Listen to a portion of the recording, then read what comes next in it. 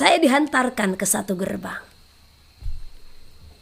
Di gerbang itu Tuhan katakan, anakku, lihatlah jauh di bawah sana. Saya melihat, ya, gelap Tuhan. Saya katakan, itulah bumi. Jadi bumi sudah dipenuhi kegelapan, kata Tuhan saat itu. Nah, tentang jubah merah itu berbicara apa? Ternyata di dalam jubah merahnya itu melambangkan penantiannya akan. Sebab aku menyertai engkau. Janganlah bimbang, sebab aku ini Allahmu. Aku akan meneguhkan, bahkan akan menolong engkau. Aku akan memegang engkau dengan tangan kananku yang membawa kemenangan. Edukasi rohani. Pesan Tuhan, umatku yang layak menerima mahkota kehidupan adalah orang-orang yang bersandar penuh akan firman-Ku. Juga mereka yang selalu setia melakukannya bagiku di dalam ketulusan hati dan kerelaan hati. Juga di dalam kerendahan hati yang selalu bersekutu di dalam namaku. Jauhkanlah dirimu dari segala kejahatan. Ya. Jadi firman Tuhan mengatakan, kalau umat yang layak menerima mahkota kehidupan adalah orang yang bersandar penuh akan firman Tuhan, juga mereka yang selalu setia melakukannya bagi Tuhan di dalam ketulusan hati dan kerelaan hati, juga di dalam kerendahan hati yang selalu bersekutu di dalam nama Tuhan. Ya.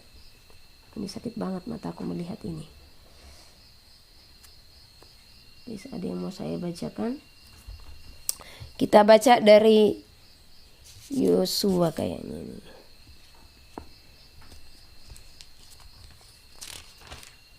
Ini udah pakai kacamata masih kurang juga ya. Oke. Saya akan bacakan ulang ya. Ini tulisannya kecil. Saya baca ulang. Pesan Tuhan tentang siapa-siapa saja yang layak menerima mahkota kehidupan. Umatku yang layak menerima mahkota kehidupan adalah orang-orang yang bersandar penuh akan firman-Ku. Juga mereka yang selalu setia melakukannya bagiku. Nah, yang bersandar penuh akan firman Tuhan. Jadi tidak setengah-setengah ya. Dan yang selalu setia melakukannya bagiku di dalam ketulusan hati dan kerelaan hati, juga di dalam kerendahan hati yang selalu bersekutu di dalam namaku. Itulah pesan Tuhan bagi kita semua, siapa-siapa kita yang layak di hadapan Tuhan untuk menerima mahkota kehidupan. Jadi mari kita mengejar ini ya. Ingat, alangkah disayangkan kita hidup di dalam bumi ini ya. 10 tahun, 20 tahun, sampai 70, 90, bahkan 100 tahun di dalam bumi. Namun kalau tidak layak untuk menerima mahkota kerajaan sorga bagaimana? Sayang sekali ya. Kalau harus jatuh ke dalam kebinasaan. Banyak orang tidak menyadari hal ini. Banyak orang yang hidupnya berleha-leha dan tidak peduli akan kelayakan ini. Banyak orang yang berprinsip Tuhan melayakkan kami. Tuhan melayakkan kita. Dia kan sudah datang menebus dosa kita. Ya sudah. Dia sudah akan memberikan keselamatan itu. Tuhan memberikan keselamatan, ya. Tetapi apakah di saat Tuhan memberikan keselamatan itu, maka kita semena-mena untuk melakukan segala perbuatan-perbuatan yang jauh dari kehendak Tuhan? Tidak. Bahkan di dalam keselamatan itu Tuhan berfirman supaya kita mengerjakan keselamatan itu. Seperti apa dan bagaimanakah kita untuk mengerjakan keselamatan? Tetap kembali kepada hal tadi. Setia, tulus hati, taat, takut akan Tuhan, jujur, rendah hati, dan hidup di dalam kebenaran. serta takut akan Tuhan. Kalau kita memiliki rasa takut akan Tuhan, maka kita sudah takut untuk melukai hati Tuhan. Maka kita sudah takut untuk melakukan kesalahan-kesalahan. Ya. Banyak kesalahan-kesalahan yang harus kita sadari dan yang harus kita selidiki. Jangan saudara berpikir kesalahan itu hanya sebatas mencuri, membunuh, berzina. Ya, no. Dengan kita merasa kurang senang pun dengan orang lain. Dan kita membiarkan itu diam dalam kita, maka kita sudah melakukan kejahatan di hadapan Tuhan. Karena kasihilah sesamamu manusia. Ya. Dengan kita berpikiran jahat pun terhadap orang lain, maka itu juga bagian daripada kejahatan di hadapan Tuhan. Dengan kita menjauhi orang lain, ya, maka di sana juga kita telah melakukan kejahatan di hadapan Tuhan. Oleh karena itu, taulah dan mengerti standar-standar daripada kekudusan. Ya. Hiduplah di dalam kasih, hidup di dalam kekudusan, hidup di dalam iman dan perbuatan. Ingat, pencapaian kita adalah mahkota kehidupan. Jangan di saat kita sudah tahu kebenaran, kita melanggarnya. Ya. Saya heran. Banyak orang-orang yang sudah tahu kebenaran dan melanggarnya. Ya. Jangan pernah melakukan hal ini. Kebenaran-kebenaran itu seperti apa? Kita yang sudah komitmen di dalam Tuhan, maka kita harus komitmen juga untuk melakukan kekudusan dan mencerminkan kemuliaan Tuhan dalam hidup kita. Jangan di saat orang bernyanyi-nyanyi dunia, ya, kita pun ikut di dalamnya. Hanya untuk apa? Menjaga hati manusia. Jangan di saat dunia berpesta pora, di dalam segala acara-acara, terlebih acara-acara, satu contoh pesta, ya, kita pun terlibat di dalamnya. Kalau kita sudah tahu kebenaran, kita terlibat di dalamnya, betapa besar kemurkaan Tuhan telah kita timbun dalam diri kita. Ya, hati-hati. Ini banyak terjadi. Ya, kemarin ada yang bertanya kepada saya, Bu, bagaimana menurut Ibu tentang adat istiadat yang dilakukan oleh orang Batak lah dulu, ya, karena saya Batak juga, ya, dia pun mungkin Batak, ya. Nah, saya katakan, kalau itu sebatas acara resepsi pernikahan dan kemuliaan Tuhan dinyatakan di dalamnya, maju.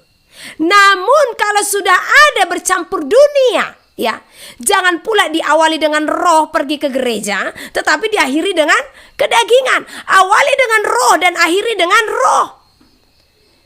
Kalau kita sudah melakukan itu dengan pernikahan yang kudus di hadapan Tuhan, ya, maka sampai berakhir acara pun nyatakan kemuliaan Tuhan. Jangan pula kita ikut-ikut terlibat manortor atau berjoget-joget menyanyikan lagu dunia, sementara kita sudah tahu kebenaran. Tuhan murka dengan orang-orang seperti ini. Bukan Tuhan melarang saudara melakukan acara, no, ya.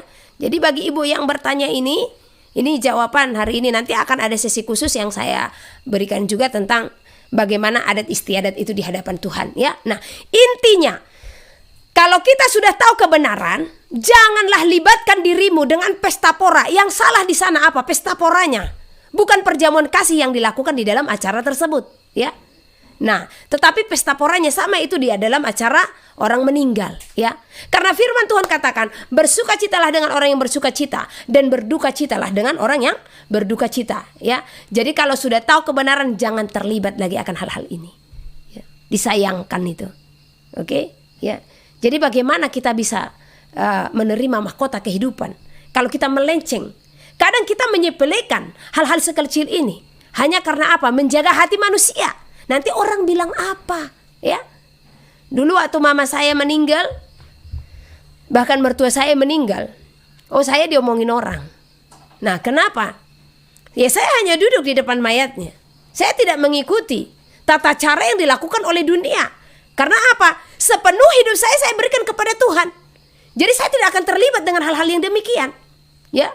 Gak mungkin saya ikut manortor-manortor seperti ini sementara mayat di hadapan saya, duka loh, ya. Dan begitu juga di acara pernikahan. Kalau itu sebatas puji-pujian di hadapan Tuhan, kalau memang benar-benar, ya, saudara bernyanyi marolopo loptondiki, tapi jangan jadikan itu disko-disko kedagingan, ya. Ini yang ada kalau udah acara-acara pesta, ya, ke kiri dan ke kanan. Nah, banyak lagu-lagu lah. Janganlah engkau sama dan serupa dengan dunia ini. Karena betapa besarnya kemurkaan Tuhan bagi orang-orang yang sudah tahu kebenaran namun menyimpang daripada kebenaran tersebut. Hukum Tuhan lebih besar kepada orang-orang seperti ini, ya. Jadi di dalam Tuhan ingat, jangan ada kompromi. Jangan karena menjaga hati manusia kita mengabaikan hati Tuhan. Katakan ya di atas ya, tidak di atas tidak. Sekalipun dunia meninggalkan hanya karena kebenaran, maka bersukacitalah engkau yang teraniaya dan dicela oleh karena kebenaran. Sebab engkaulah yang mempunyai kerajaan sorga. Kitalah yang mempunyai kerajaan sorga itu. Apakah kita akan dijauhkan di saat kita tidak melakukan hal-hal seperti itu? Tidak, ya. Bahkan Tuhan akan menunjukkan kita sebagai anak raja. Sebab dia adalah raja, kita adalah anaknya. Tuh, saya merasakan itu. Bagaimana Tuhan mengerjakan segala sesuatu di saat hidup ini tidak kompromi. Apakah orang-orang menjauh? Tidak. Kecuali orang-orang yang merasa iri, ya kan? Ya, mereka menjauh. Tetapi yang ada bahkan apa? Orang yang tadinya bersama-sama dengan kita di dalam hal-hal dunia, akhirnya mereka pun ada rasa segan. Bukan kita gila hormat, ya. Karena dengan sendirinya Tuhan akan memberikan wibawa penuh kepada anak-anak yang diurapinya. Dengan sendirinya Tuhanlah yang akan memberikan aura positif, ya, bagi anak-anak yang dikasihinya. Sehingga orang-orang pun dari nurani, hati nuraninya akan bisa melihat seseorang ini bagaimana pribadinya, ya. Nah, dulu waktu masih hidup lama, orang memanggil saya dengan gak sopan, dengan panggilan-panggilan kadang seperti cakap kotor. Udah biasa itu di pasar-pasar, apalagi di Tanah Batak. Biasa apa katanya, tapi cakap kotor yang keluar dari mulutnya. Dulu orang-orang masih berbicara seperti itu. Tetapi setelah saya di dalam Tuhan, bahkan teman saya sendiri, ya, nah udah kompak dulu. Kalau saya ke pasar gitu, ya kan, nah dia selalu bilang, Inang belikanlah ini daganganku gitu. Janganlah panggil Inang, panggil Mak Rahel lah, panggil Heni lah gitu kan. Enggak lah. Nah, dan itu bukan dibuat-buat. Seperti itulah kalau kita orang yang benar-benar komitmen. Jadi ingat ya, hati-hati nih orang-orang Batak nih, ya. Jangankan orang Batak, semua suku yang melakukan adat istiadat namun di luar koridor atau konteks firman Tuhan, ya, jangan terlibat di dalamnya. Tetap menyatakan tugasmu, partisipasimu. Jikalau engkau pergi kepada orang berduka, ya, berdukalah.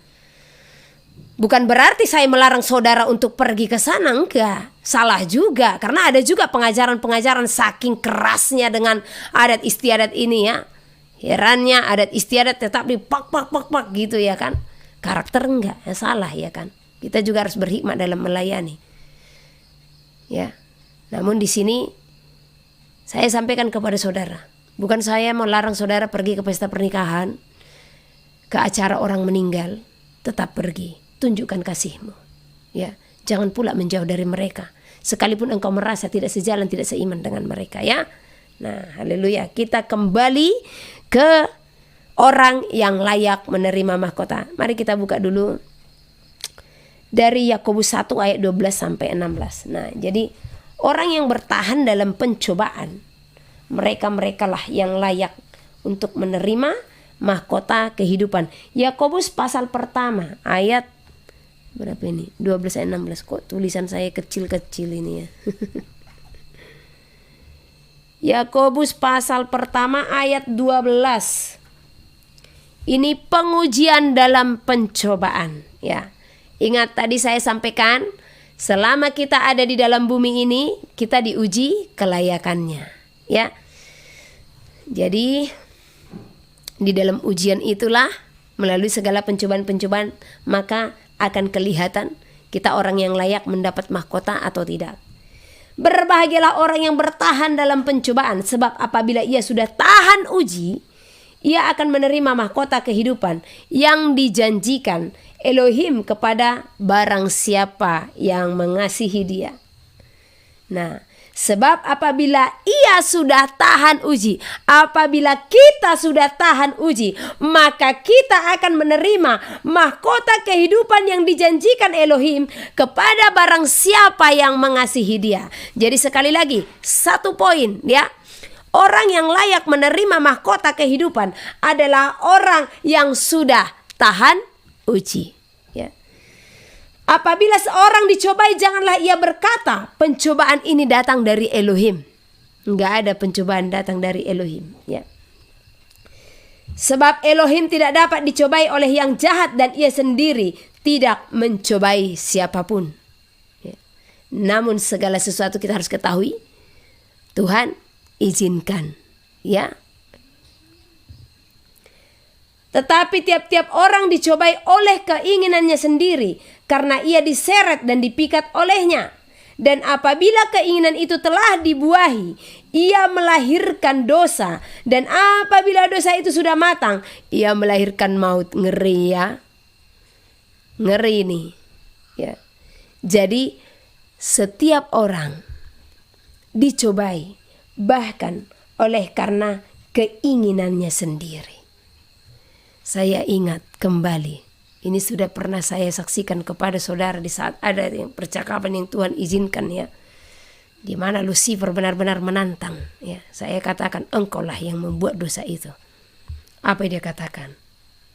Saya hanya meneguhkan dosa-dosa manusia, katanya.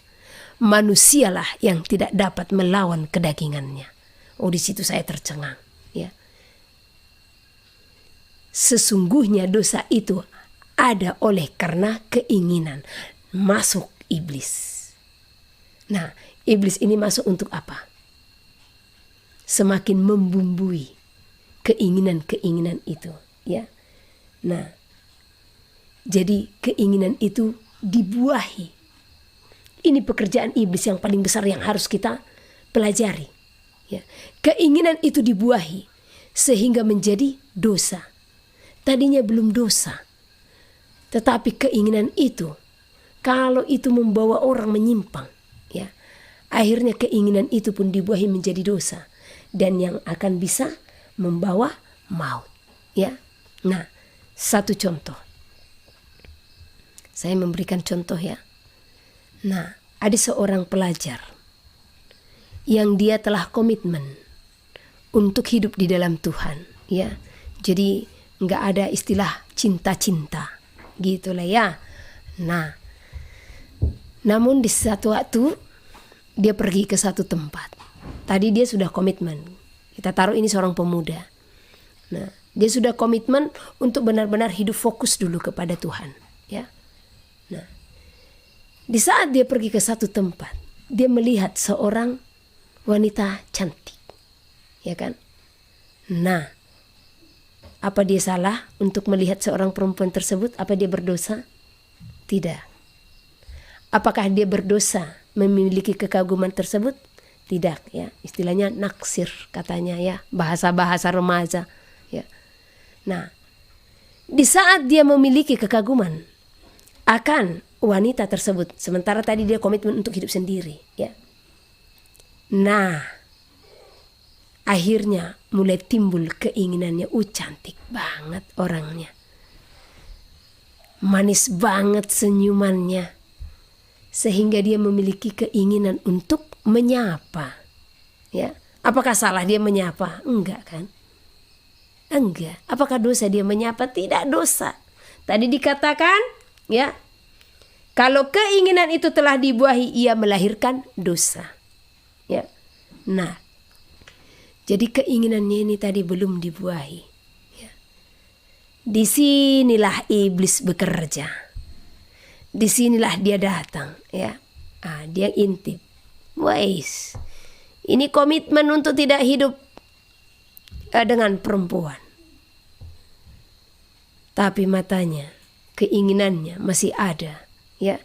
Sehingga iblis pun bekerja. Semakin membesarkan keinginan itu dalam hatinya, ya, sehingga dia pun membuat siasat, ya. Ada perjumpaan, ada perkenalan. Nah, akhirnya ada komunikasi. Akhirnya komitmen tadi pun lepas. Dan dia pun hidup di dalam kedagingan. Dan pada akhirnya dia melupakan janjinya. Dia melupakan hubungannya kepada Tuhan. Akhirnya keinginan itu tadi ya menjadi dosa. Sebab dia telah melanggar janji dan komitmennya. Dan pada akhirnya dia pun binasa. Ya. Nah, jadi seperti ini cara iblis untuk membuahi segala keinginan-keinginan. Ya. Jadi hati-hati dengan segala keinginan-keinginan saudara.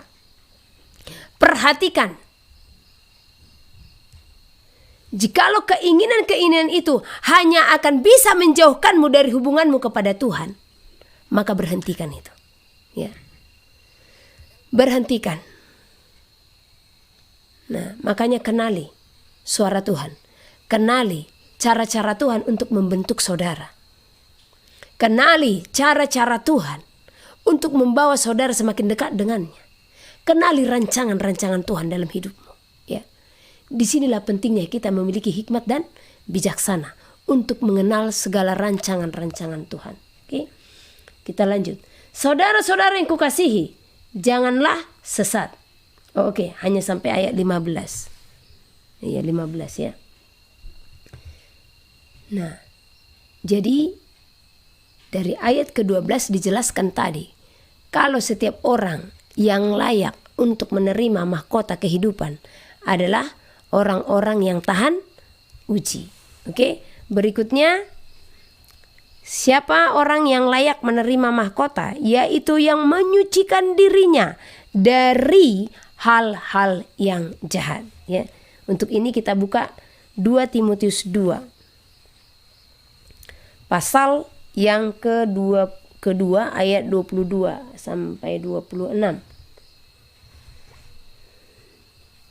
Sebab itu jauhilah nafsu orang muda, kejarlah keadilan, kesetiaan, kasih dan damai bersama-sama dengan mereka yang berseru kepada Tuhan dengan hati yang murni. Ya. Jadi semua hal yang diajarkan di sini, apa yang harus kita kejar ini, semuanya itu hanya akan membawa kita supaya kita layak di hadapan Tuhan dan layak untuk menerima mahkota kehidupan. Yaitu dengan apa? Kita menjauhi nafsu orang muda. Kenapa dikatakan di sini nafsu orang muda? Orang muda itu masih labil, ya. Emosinya itu, hidupnya tidak stabil, ya. Nah, sulit untuk penguasaan diri. Makanya dikatakan jauhilah nafsu orang muda, kejarlah keadilan. Jadi supaya kita bisa menerima mahkota kehidupan, supaya kita layak di hadapan Tuhan, maka kita harus hidup di dalam keadilan. Kita harus hidup di dalam kesetiaan. Karena tanpa kesetiaan, ya, maka kita tidak akan bisa menyatu di dalam hadirat Tuhan. Kita tidak akan bisa menyatu di dalam rohnya, dan kita tidak akan bisa masuk ke dalam kerajaannya. Kesetiaan dan ketaatanlah yang membawa kita untuk masuk ke dalam kerajaannya.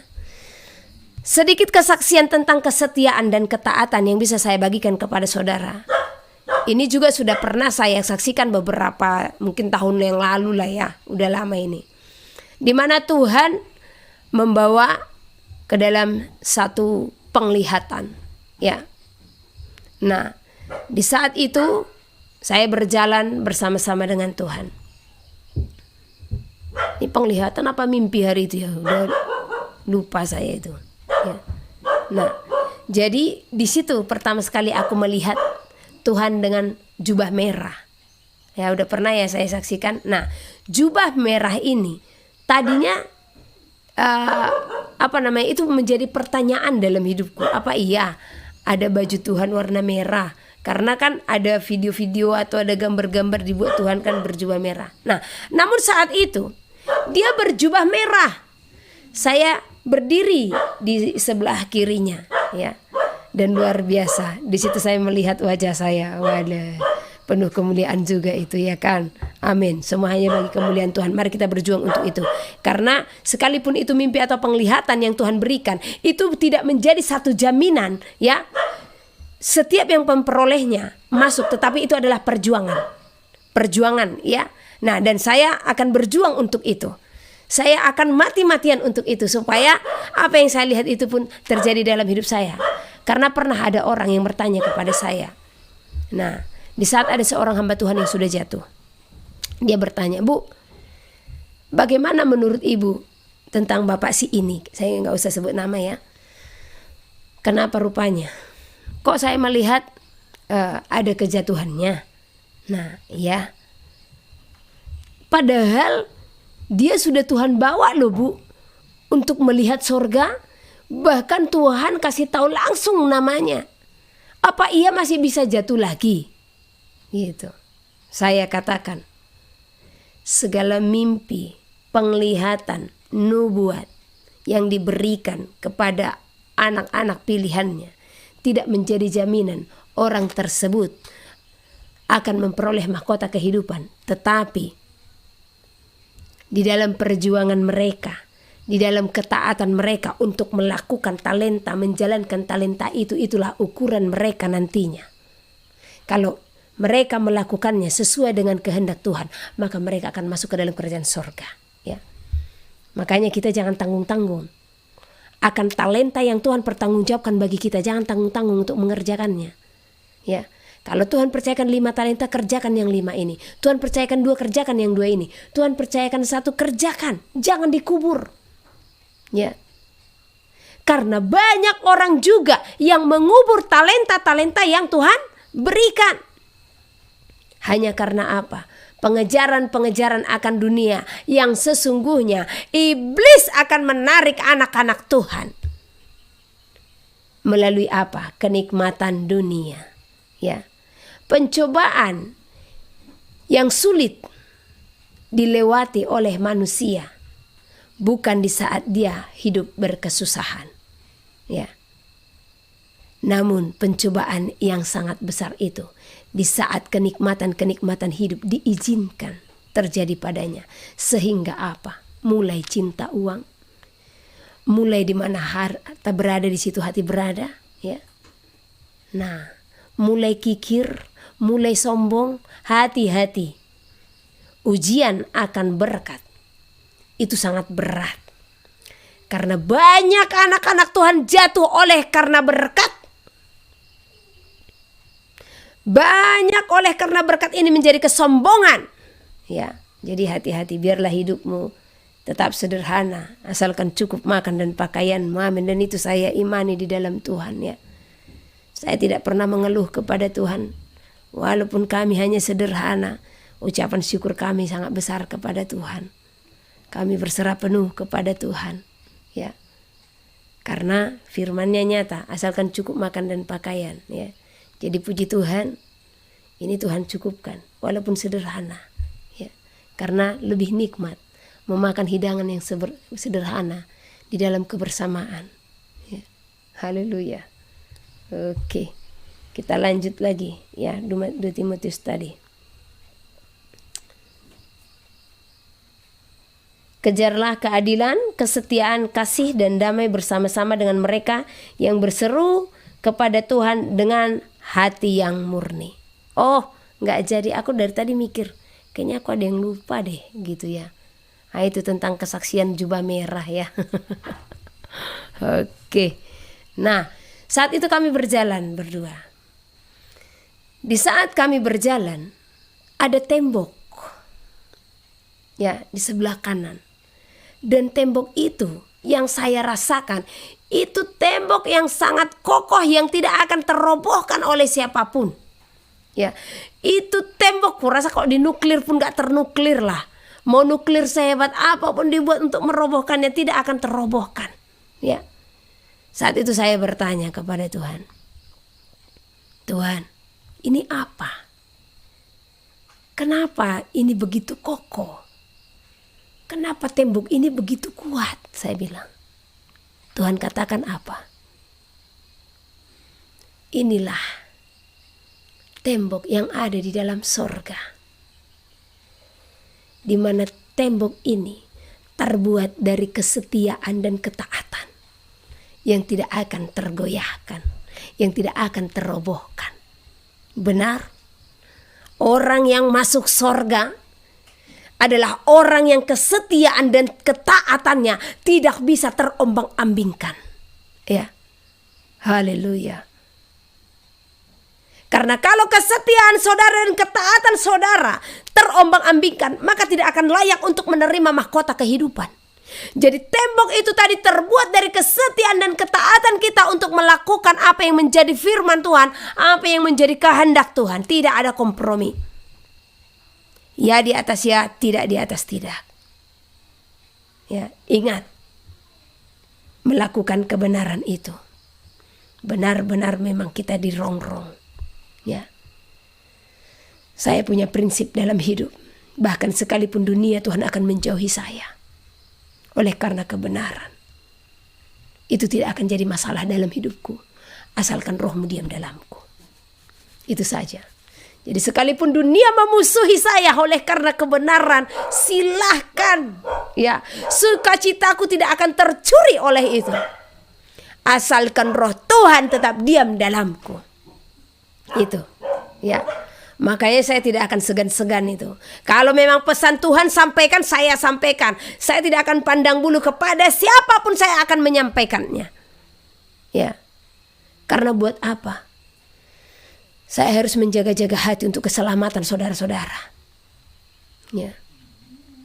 Karena jikalau hari ini pun saudara menolaknya, hutang saya sudah lunas. Selagi saudara ada dan saya ada. Ya, Tuhan memberikan kesempatan untuk memberitakan pertobatan. Ya, karena kelak nanti saya tidak beritahukan, Tuhan pun akan menuntut pertanggungjawaban jawaban atas nyawa saudara daripada saya. Walah, ngeri ya. Firman Tuhan itu sangat tajam, saudaraku. Jadi hati-hati, ya. Nah, jadi tadi tembok ini terbuat dari kesetiaan dan ketaatan anak-anak Tuhan yang tidak tergoyahkan. Ya. Nah, saya dihantarkan ke satu gerbang.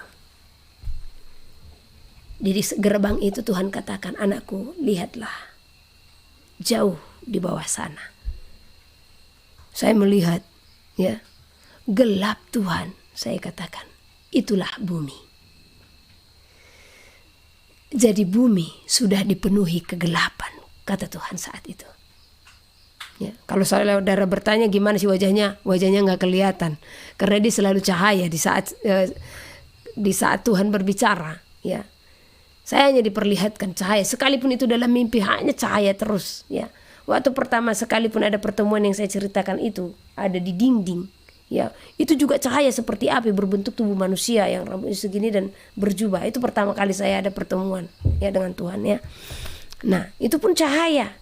Yang hanya hitungan detik loh dia berbicara. Gitu, keren ya. Luar biasa Tuhan kita. Dan dari situ saya bertobat. Nah, haleluya. Jadi dia katakan, pandanglah. Itulah bumi. Sesungguhnya bumi telah binasa. Bumi telah dipenuhi dengan kegelapan. Dan aku mencari cahaya di dalamnya. Aku mencari terang. Aku mencari kaki Dian yang berdiri, katanya, sebagai penerang. Ya, siapa itu? Siapa cahaya-cahaya yang Tuhan inginkan? Ya, memancarkan cahaya dari kegelapan itu tadi. Karena kita ada di dalam bumi. Tetapi bukan berarti kita di dalam kegelapan itu, tidak. Ya. Tetapi kita haruslah menjadi terang yang bercahaya. Ya. Jadi yang Tuhan maksud di situ, siapakah yang akan menjadi cahaya itu? Adalah anak-anaknya yang setia dan taat di dalam firman-Nya, yang melakukan firman-Nya siang dan malam, ya, yang merenungkan firman Tuhan siang dan malam, yang selalu setia di dalam kehendak-Nya, ya, yang menyembah Tuhan di dalam roh dan kebenaran, ya. Dan itu akan Tuhan lihat nanti pada akhirnya. Sehingga di saat kedatangannya, ya, Tuhan tidak mau ini semua menjadi gelap. Tuhan tidak mau cahaya ini redup. Maka di dalam percepatan dia akan datang untuk membawa cahaya-cahaya itu kembali kepadanya. Sebab dia adalah terang dan anak-anaknya adalah terang. Ya, akan tiba saatnya Tuhan akan membawa kembali terang yang dia lihat, yang masih diam di dalam bumi ini, yang diam di dalam kegelapan ini. Jadilah terang itu. Ya. Jadilah cahaya itu tadi di dalam puji-pujianmu yang selalu memuji dan menyembah Tuhan di dalam roh dan kebenaran. Ya. Berjuang untuk hal itu. Berjuang. Banyak kesaksian-kesaksian saya yang sudah saya sampaikan, itu bisa saudara buka di YouTube ini juga dari tahun-tahun lalu, ya. Akan segala mimpi dan penglihatan.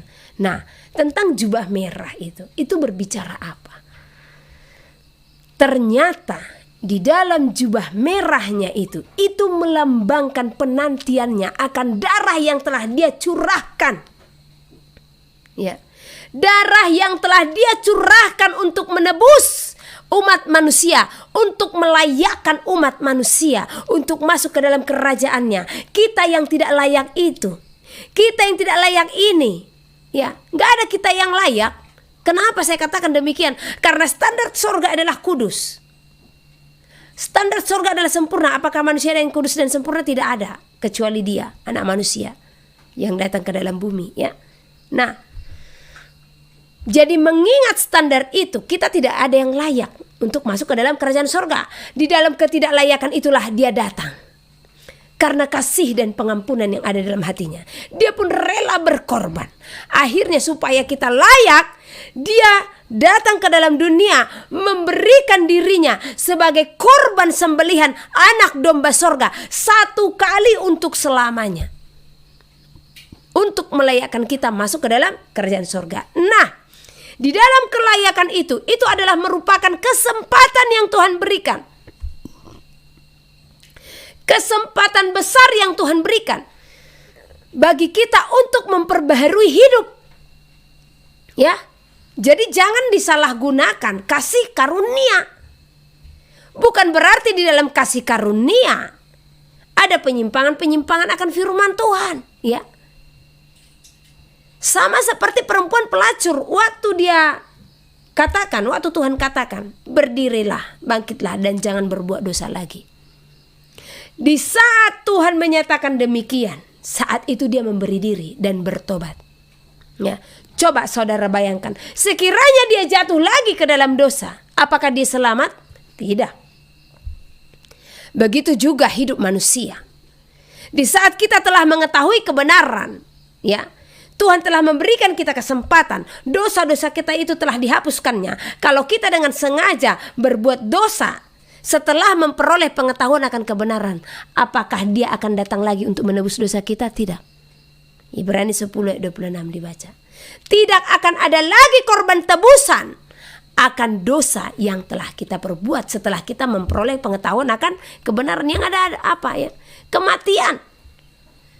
Yang ada ganjaran-ganjaran yang akan kita terima di dalam dosa-dosa tersebut, ya. Nah, jadi jubahnya tadi itu berbicara penantiannya akan darahnya yang telah dia curahkan. Itu berbicara darah yang kudus yang dia telah berikan kepada umatnya, ya. Jadi dia menantikan hasil dari pencurahan darah ini. Siapa-siapa saja yang akan berjuang untuk menjadi pemenang, yang pada akhirnya dia nanti akan memberikan mahkota kehidupan kepada pemenang, ya. Jadi yang layak masuk ke dalam kerajaan sorga, yang layak di hadapan Tuhan untuk menerima mahkota kehidupan adalah orang-orang yang tahan uji. Tahan uji, yang hidupnya sabar, ya. Nah, kita lanjut lagi. Tadi ayat berapa? 22, ya. Hindarilah soal-soal yang dicari-cari, yang bodoh dan yang tidak layak, ya. Engkau tahu bahwa soal-soal itu menimbulkan pertengkaran. Anak-anak Tuhan, hindari segala pertengkaran, perselisihan, perdebatan, ya. Apalagi di sosial media, ya. Saya heran kalau melihat katanya anak-anak Tuhan, tapi suka sekali berkomen-komen ria, ya kan? saling sambung menyambung, ya. Sama-sama merongrong dan menjatuhkan. Apalagi si pembuat status bertentangan dengan orang lain, maka orang lain ini akan masuk, ya. Nah, berdebat. Waduh, kalau saya melihat yang seperti ini, bagaimana sih orang ini? Kenapa sangat mencintai perdebatan? Kenapa sangat mencintai perselisihan? Kalau memang tidak sesuai, ya sudah, diamkan saja. Atau tegur dia di dalam kasih. Jangan memancing-mancing orang lain untuk datang berbondong-bondong ikut komen-komen ria, ya kan? Kalau memang menurut saudara itu salah, masuk ke messengernya, masuk ke WA-nya, ya, tegur dia di dalam kasih. Kalau dia tidak mau menerima tegurannya, sudah, ya. Jangan pula menjadi kebanggaan, ya. Ini nggak benar, ini begini, ibu begini, ya. Dipanggil kawannya, disebutkan namanya di situ, ya. Nah, supaya kawannya itu pun hadir. Walah, suka banget dengan perselisihan, ya. Engkau tahu bahwa soal-soal itu menimbulkan pertengkaran. Sedangkan seorang hamba Tuhan tidak boleh bertengkar, oke? Ya. Tidak boleh bertengkar. Sekali lagi, hamba Tuhan tidak boleh bertengkar. Kita semua adalah hamba di hadapan Tuhan. Ya. Jadi jangan saudara berpikir kalau hamba Tuhan itu adalah hanya orang yang dipercayakan untuk menyampaikan kebenaran. Hamba Tuhan itu adalah setiap kita yang memberi diri hidup di dalam Tuhan. Kita adalah hamba di hadapannya. Ya. Nah, jadi setiap orang yang merasa hamba, ketahuilah kalau Tuhan tidak memperkenankan, ya, tidak suka anak-anaknya bertengkar, ya. Tuhan tidak mau anak-anaknya bertengkar. Dan hamba Tuhan tidak boleh bertengkar, ya. Jadi jangan bertengkar. Kalau lawan bicaramu begitu ngototnya di dalam segala perkataan, ya sudahlah, diam sajalah. Karena apa? Jangan engkau memberikan, ya, mutiara, barang yang kudus kepada anjing dan babi, katanya, supaya mereka tidak balik mengoyakkanmu. Matius 7 ayat 6 itu, ya. Karena apa? Orang yang emosinya, ya, meluap-luap, kalau kita menyampaikan hal kepadanya, yang ada kita yang balik diserangnya. Jadi bagus diam aja lah, ya, sampai situasi agak tenang. Kalau situasi sudah tenang, ya sudah, temui dia beberapa hari lagi. Nah, gimana, udah tenang hatimu? Ada sukacita? Gitu. Ada damai sejahtera? Sudah tenang hatimu? Udah, sampaikan aja demikian. Oh enggak begini. Sudahlah, minta maaf aku, ya. Kalau memang kemarin itu jadi salah paham. Kalau dia tidak memaafkan, ya sudah, ya kan? Itu saja. Yang penting tugas kita sudah kita lakukan, ya. Sedangkan seorang hamba Tuhan tidak boleh bertengkar, tetapi harus ramah terhadap semua orang. Harus ramah. Waduh, ya. Harus ramah terhadap semua orang. Ya, saya ingat Sabtu lalu, ya. Ada seorang hamba Tuhan, katanya hamba Tuhan, tapi ucapan dari mulutnya juga tidak terkontrol, ya kan? Dan itu dari bahasa-bahasanya. Mungkin kalau saudara yang di Facebook kayaknya melihat itu, yang di YouTube nggak ada, ya. Itu bahasanya bahasa-bahasa berantam. Aku kasihan sebenarnya. Aduh, ya. Gimana ini seorang pimpinan penjemaatan sanggup berkata-kata seperti itu? Bagaimana pula dengan jemaat yang akan dipimpinnya? Bagaimana nantinya pertanggungjawaban atas domba-domba yang Tuhan percayakan kepadanya di hadapan Tuhan? Nah, ini beratnya gembala, ya. Nah, tetapi harus ramah terhadap semua orang. Jadi harus ramah, ya. Nah, ramahlah terhadap siapapun, ya. Saya juga kalau di jalan lewat dari kampung ini, ya kan, nah, selalu menyapa itu semua kiri kanan, ya. Kalau orang Batak bilang seperti ini, ini ibu ini ramah banget ini, nanti hantunya pun ramah juga menyapa, katanya. Itu kata-kata lelucon dari mereka lah, ya. Nah, ia harus cakap mengajar, sabar, ya. Jadi kalau kita mau layak menerima mahkota kehidupan, sabarlah antara yang satu dengan yang lain, ya. Saling sabar. Karena itu buah-buah roh, ya. Untuk kita memperoleh mahkota kehidupan, buah-buah roh itu harus diam di dalam kita, ya. Nah, dan dengan lemah lembut dapat menuntun orang yang suka melawan. Waduh, bahkan ini dikatakan kita harus mengajar, cakap mengajar, ya, sabar dan lemah lembut menuntun orang yang suka melawan. Jadi bukan pertengkaran, bukan perdebatan. Kalau yang kita layani suka melawan, ya sudah, ya, tetap sabar.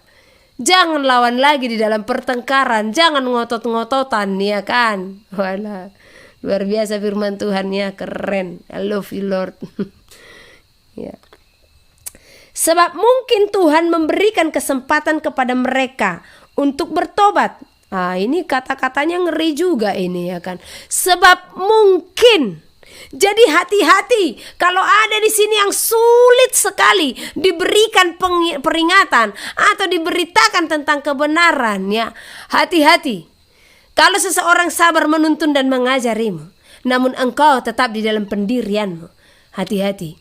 Karena dikatakan di sini, ya, sebab mungkin Tuhan memberikan kesempatan. Aduh, mungkin loh. Tuhan memberikan kesempatan kepada mereka untuk bertobat dan memimpin mereka sehingga mereka mengenal kebenaran. Dan dengan demikian mereka menjadi sadar kembali karena terlepas dari jerat iblis yang telah mengikat mereka pada kehendaknya, ya. Jadi kita juga yang mengajarkan kebenaran firman Tuhan, hendaklah kita tetap bersabar, ya, menuntun orang yang suka melawan. Ya, oke. Siapa lagi yang dikatakan yang layak di hadapan Tuhan untuk menerima mahkota kehidupan adalah mereka yang hidup di dalam kerendahan hati. Ya, ini yang sangat sulit sekali dimiliki oleh kebanyakan anak-anak Tuhan. Harga diri, ya, sehingga tidak ada kerendahan hati, tidak ada sifat mengalah. Sulit menemukan sifat mengalah ini, ya. Apalagi kerendahan hati ini sulit sekali ada di dalam hati seorang pemimpin-pemimpin di dalam dunia. Seperti yang saya jelaskan beberapa waktu lalu, di saat domba melakukan kesalahan sekalipun, ya, apakah ada hamba-hamba yang sebagai pemimpin mau merendahkan hati untuk mengunjunginya kembali? Sulit menemukan yang seperti ini, ya, sulit. Sedangkan yang tidak salah saja jemaatnya, kalau kurang cocok dengan prinsip gembalanya, dan pada akhirnya jemaatnya berdiam diri, gembalanya pun akan ikut berdiam diri. Bukannya merendahkan hati, ya, untuk menyelamatkan jiwa-jiwa. Karena kan bisa jadi dengan dia datang menghampiri jemaat itu pun akan tersadar, ya.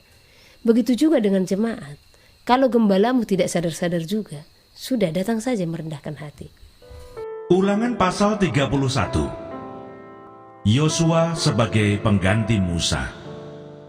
Kemudian pergilah Musa, lalu mengatakan segala perkataan ini kepada seluruh orang Israel. Berkatalah ia kepada mereka, aku sekarang berumur 120 tahun. Aku tidak dapat giat lagi. Dan Tuhan telah berfirman kepadaku, Sungai Yordan ini tidak akan kau seberangi. Tuhan Allahmu, dialah yang akan menyeberang di depanmu. Dialah yang akan memunahkan bangsa-bangsa itu dari hadapanmu, sehingga engkau dapat memiliki negeri mereka. Yosua, dialah yang akan menyeberang di depanmu, seperti yang difirmankan Tuhan. Dan Tuhan akan melakukan terhadap mereka seperti yang dilakukannya terhadap Sihon dan Og, raja-raja orang Amori yang telah dipunahkannya itu, dan terhadap negeri mereka. Tuhan akan menyerahkan mereka kepadamu, dan haruslah kamu melakukan kepada mereka tepat seperti perintah yang kusampaikan kepadamu. Kuatkan dan teguhkanlah hatimu, Janganlah takut dan jangan gentar karena mereka, sebab Tuhan Allahmu, Dialah yang berjalan menyertai engkau.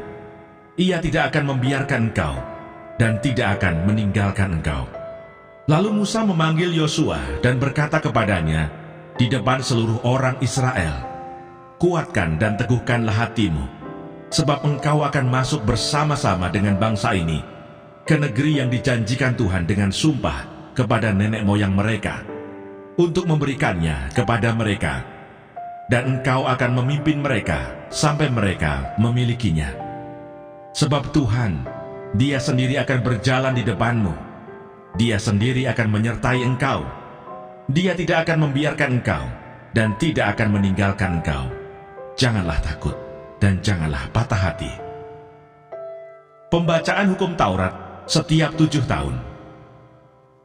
Setelah hukum Taurat itu dituliskan Musa, maka diberikannya lah kepada imam-imam Bani Lewi yang mengangkut tabut perjanjian Tuhan, dan kepada segala tua-tua Israel.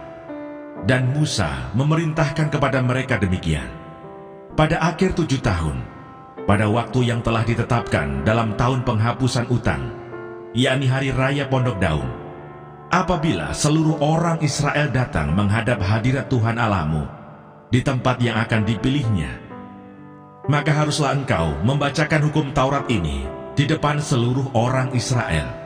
Seluruh bangsa itu berkumpul, laki-laki, perempuan dan anak-anak, dan orang asing yang diam di dalam tempatmu, supaya mereka mendengarnya dan belajar takut akan Tuhan Allahmu, dan mereka melakukan dengan setia segala perkataan hukum Taurat ini, dan supaya anak-anak mereka yang tidak mengetahuinya dapat mendengarnya dan belajar takut akan Tuhan Allahmu, selama kamu hidup di tanah kemana kamu pergi menyeberangi sungai Yordan untuk mendudukinya.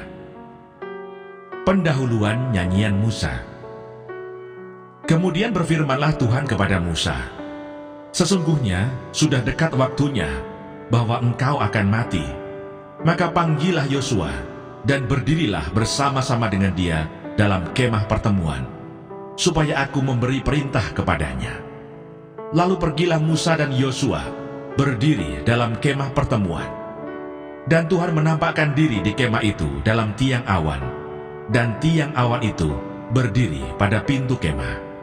Tuhan berfirman kepada Musa, "Ketahuilah, engkau akan mendapat perhentian bersama-sama dengan nenek moyangmu, dan bangsa ini akan bangkit dan bersinah dengan mengikuti Allah asing yang ada di negeri.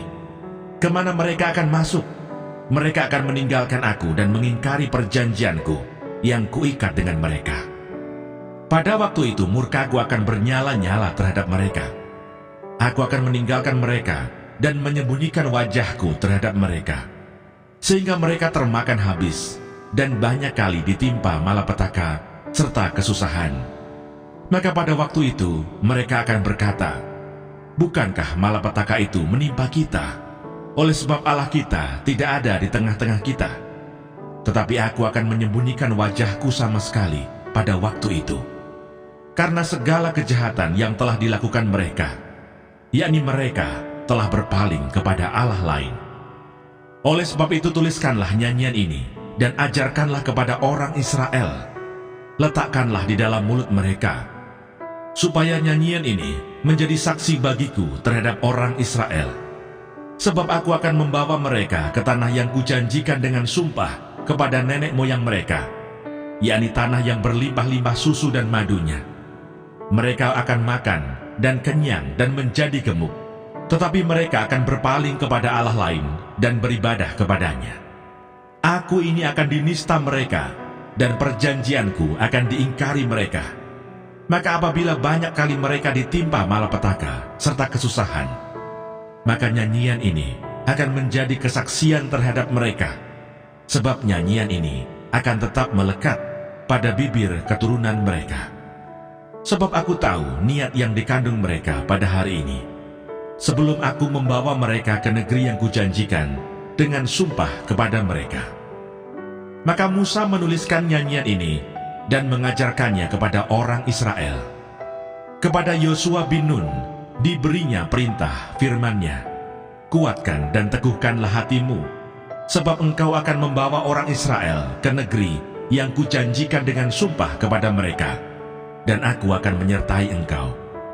Ketika Musa selesai menuliskan perkataan hukum Taurat itu dalam sebuah kitab, sampai perkataan yang penghabisan, maka Musa memerintahkan kepada orang-orang Lewi, pengangkut tabut perjanjian Tuhan demikian, ambillah kitab Taurat ini, dan letakkanlah di samping tabut perjanjian Tuhan Allahmu, supaya menjadi saksi di situ terhadap engkau.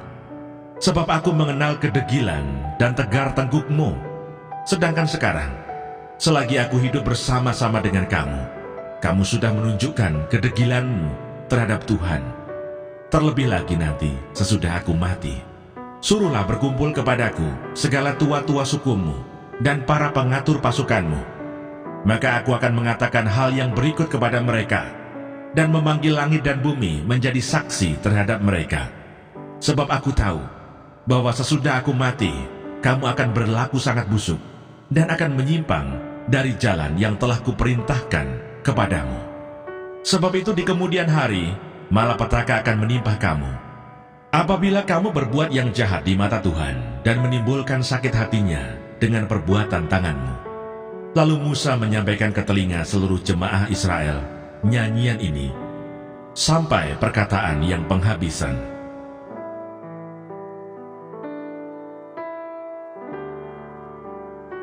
Ulangan pasal 32. Nyanyian Musa. Pasanglah telingamu hai langit, aku mau berbicara, dan baiklah bumi mendengarkan ucapan mulutku. Mudah-mudahan pengajaranku menitik laksana hujan, perkataanku menetes laksana embun. Laksana hujan renai ke atas tunas muda, dan laksana dirus hujan ke atas tumbuh-tumbuhan. Sebab nama Tuhan akan kuserukan, berilah hormat kepada Allah kita, gunung batu yang pekerjaannya sempurna. Karena segala jalannya adil, Allah yang setia dengan tiada kecurangan, adil dan benar Dia. Berlaku busuk terhadap Dia mereka yang bukan lagi anak-anaknya, yang merupakan noda, suatu angkatan yang bengkok dan belat-belit. Demikianlah engkau mengadakan pembalasan terhadap Tuhan, hai bangsa yang bebal dan tidak bijaksana. Bukankah Ia Bapamu yang mencipta engkau, yang menjadikan dan menegakkan engkau? Ingatlah kepada zaman dahulu kala, perhatikanlah tahun-tahun keturunan yang lalu. Tanyakanlah kepada ayahmu, maka ia memberitahukannya kepadamu. Kepada para tua-tuamu, maka mereka mengatakannya kepadamu. Ketika Sang Maha Tinggi membagi-bagikan milik pusaka kepada bangsa-bangsa, ketika Ia memisah-misah anak-anak manusia, maka Ia menetapkan wilayah bangsa-bangsa menurut bilangan anak-anak Israel. Tetapi bagian Tuhan ialah umat-Nya. Yakub ialah milik yang ditetapkan baginya. Didapatinya dia di suatu negeri di padang gurun, di tengah-tengah ketandusan dan auman padang belantara. Dikelilinginya dia dan diawasinya, dijaganya sebagai biji matanya. Laksana Raja Wali menggoyang bangkitkan isi sarangnya, melayang-layang di atas anak-anaknya, mengembangkan sayapnya, menampung seekor, dan mendukungnya di atas kepaknya. Demikianlah Tuhan sendiri menuntun dia, dan tidak ada Allah asing menyertai dia. Dibuatnya dia berkendaraan, mengatasi bukit-bukit di bumi, dan memakan hasil dari ladang. Dibuatnya dia mengisap madu dari bukit batu, dan minyak dari gunung batu yang keras. Dadih dari lembu sapi dan susu kambing domba, dengan lemak anak-anak domba, dan domba-domba jantan dari Basan, dan kambing-kambing jantan dengan gandum yang terbaik. Juga darah buah anggur yang berbuih engkau minum. Lalu menjadi gemuklah Yesurun dan menendang ke belakang. Bertambah gemuk engkau, gendut dan tambun. Dan ia meninggalkan Allah yang telah menjadikan dia. Ia memandang rendah gunung batu keselamatannya. Mereka membangkitkan cemburunya dengan Allah asing. Mereka menimbulkan sakit hatinya dengan dewa kekejian. Mereka mempersembahkan korban kepada roh-roh jahat yang bukan Allah. kepada Allah yang tidak mereka kenal, Allah baru yang belum lama timbul, yang kepadanya nenek moyangmu tidak gentar. Gunung batu yang memperanakkan engkau telah kau lalaikan, dan telah kau lupakan Allah yang melahirkan engkau. Ketika Tuhan melihat hal itu, maka ia menolak mereka, karena ia sakit hati oleh anak-anaknya lelaki dan perempuan. Ia berfirman, "Aku hendak menyembunyikan wajahku terhadap mereka, dan melihat bagaimana kesudahan mereka. Sebab mereka itu suatu angkatan yang bengkok, anak-anak yang tidak mempunyai kesetiaan. Mereka membangkitkan cemburuku dengan yang bukan Allah. Mereka menimbulkan sakit hatiku dengan berhala mereka. Sebab itu aku akan membangkitkan cemburu mereka dengan yang bukan umat, dan akan menyakiti hati mereka dengan bangsa yang bebal. Sebab api telah dinyalakan oleh murkaku, dan bernyala-nyala sampai ke bagian dunia orang mati yang paling bawah. Api itu memakan bumi dengan hasilnya, dan menghanguskan dasar gunung-gunung. Sebab aku menyertai engkau. Janganlah bimbang, sebab aku ini Allahmu. Aku akan meneguhkan, bahkan akan menolong engkau. Aku akan memegang engkau dengan tangan kananku yang membawa kemenangan." Edukasi rohani.